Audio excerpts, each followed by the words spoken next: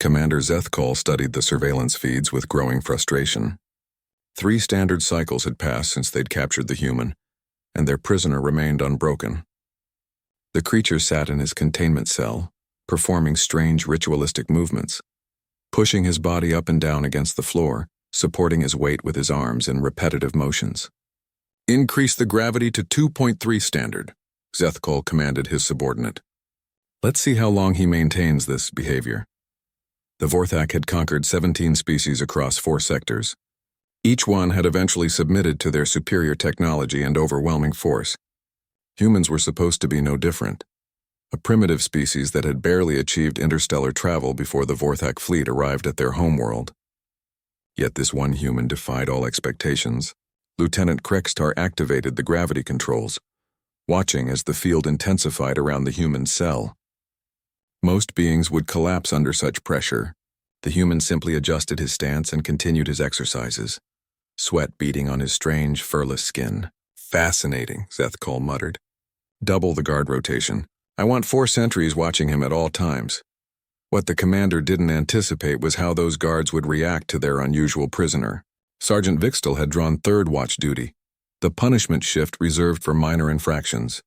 He stood outside the human's cell, mandibles clicking with boredom as he watched the alien perform his endless physical routines. "You know," the human said without stopping his movements, "you're holding that weapon wrong." Vixtel's 4 eyes widened. The prisoner had never spoken before, only observed with those unsettling binocular eyes. Silence meet. The human paused mid-exercise, wiping sweat from his brow. "I'm Marcus Chen, by the way, former Sergeant Terran Colonial Marines, and I'm telling you, the way you grip that rifle, you're going to hurt yourself if you ever have to use it in rapid succession. Your primitive weapons knowledge means nothing to..." "Plasma rifle. Mark 7 Vorthak military issue," Marcus interrupted, settling into a sitting position.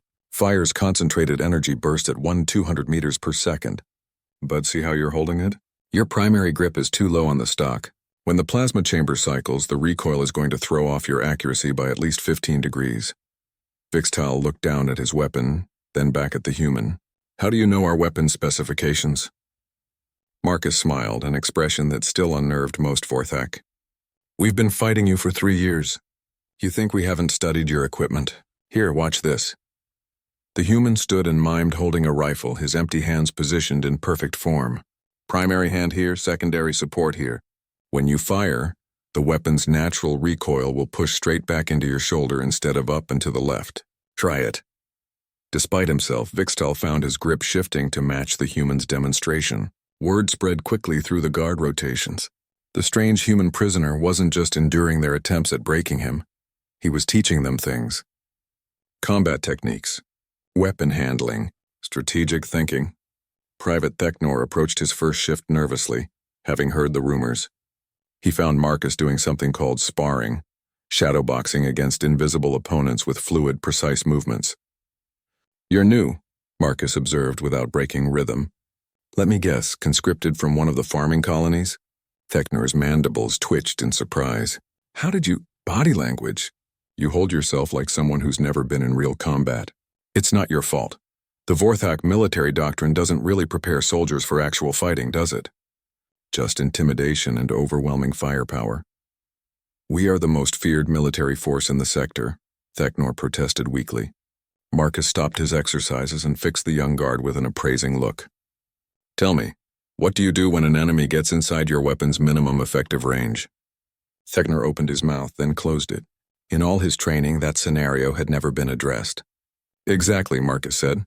"Your people have been conquering technologically inferior civilizations for so long, you've forgotten how to actually fight. Here, let me show you something called close quarters combat." Commander Zethkal couldn't believe the reports flooding his desk. Guard efficiency had increased by 30%. Training accident rates had dropped to nearly 0, and somehow, despite their complete failure to break the human prisoner, morale was at an all-time high. He stormed down to the detention level, finding a crowd of guards gathered around the human cell. They scattered when they saw him coming, but not before he caught a glimpse of what they were watching. Marcus demonstrating hand-to-hand combat techniques, using precise economical movements that put their own military training to shame. "What is the meaning of this?" Seth Cole demanded. Marcus straightened, meeting the commander's gaze without flinching. I'm teaching your guards how to survive actual combat instead of just bullying helpless civilians. You are a prisoner. You will be broken. No, Marcus said simply. I won't, but I don't mind sharing what I know. Your people aren't evil, Commander, just limited in perspective. You've built an empire on fear and superior technology, but you've forgotten that strength comes from within. Zethkol activated the pain field, watching as electricity coursed through the human's body. Marcus gritted his teeth but remained standing. Your soldiers are learning that real strength isn't about inflicting suffering, Marcus continued through clenched teeth. It's about protecting what matters, about pushing past your limits, about never giving up, even when everything seems hopeless. The commander deactivated the field. Why teach them anything? Marcus rolled his shoulders, working out the tension from the electrical assault. Because they asked, and because everyone deserves a chance to be better than they were yesterday. 3 more cycles passed. The torture sessions continued, but Marcus endured them with the same quiet determination he showed in everything else. Between sessions, he continued training any guard willing to learn. He taught them about human military tactics, not the grand strategic movements but the small unit dynamics that kept soldiers alive. He showed them meditation techniques to manage stress. He demonstrated first aid procedures that saved lives during a training accident. Most importantly, he taught them to think for themselves. The revolution began quietly. Guards started questioning orders that seemed unnecessarily cruel. They began protecting civilians during planetary occupations, small acts of defiance that rippled outward through the Vorthak military structure. When the rescue ships from Earth finally arrived, they found something unprecedented in galactic history. A Vorthak fleet surrendering without a fight, their crews requesting asylum and offering intelligence on their own empire's weaknesses. Commander Zethkol stood in his command center, watching his subordinates lay down their weapons. How? He asked the human standing beside him. No longer a prisoner, but something closer to an advisor. Marcus smiled that unsettling human smile. You can't break something that's already been forged in fire, Commander. But you can learn from it, if you're willing to listen. Outside the viewport, Earth's ships waited patiently, their weapons powered down. They hadn't come as conquerors. They'd come as liberators, just as their captured Marine had taught them to be.